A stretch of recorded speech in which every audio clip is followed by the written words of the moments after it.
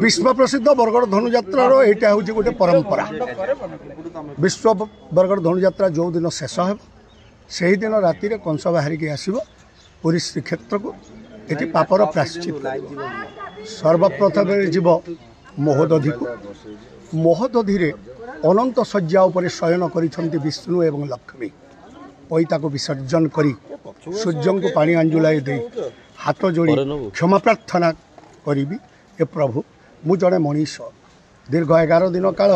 मु स्वयं नारायण को गाली कर गुलज कर भर्सना कर तिरस्कार कर शेष बोध करने असी उत्तोलन कर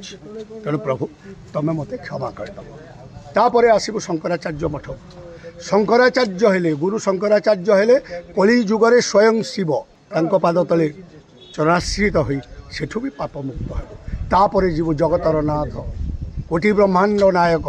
जगतर नाथ जगन्नाथ पाखक सेठी जितेबाला जगन्नाथ को आखि सहित आम आखि मिसीज सते मन हुए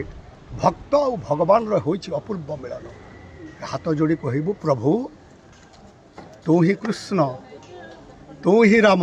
तू ही जगन्नाथ। तेणु प्रभु दीर्घ 11 दिन काल आम गाली गुलज ते करनु प्रभु तोरी नाम कीर्तन प्रचार करिछु तोरी गुण को प्रचार करिछु जदि भूल करि थाए ताहेले क्षमा करदेव ठाकुर क्षमा कर दियंती ठाकुर ये हूँ विश्व प्रसिद्ध बरगड़ धनुयात्रार परंपरा ये शासन प्रशासन कहीं रुहति तेणु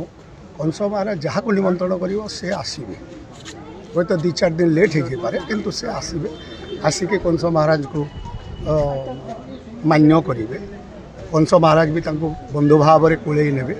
एवं मथुरा राज्यर जो असुविधा गुड़ाक अच्छी पाखे से वर्णना हे से करने को बाध्य चमकुट लगिला देहर गोटे शक्ति आसी था दैवी शक्ति आसी था यहाँ हूँ माँ बापा आशीर्वाद गुरु गुरुजनकर आशीर्वाद कृष्ण शत्रु कंस हूँ द्वापर जुगे कृष्णंकर भक्त से नारायण ये हूँ भक्त केवल मुक्ति पाइबापी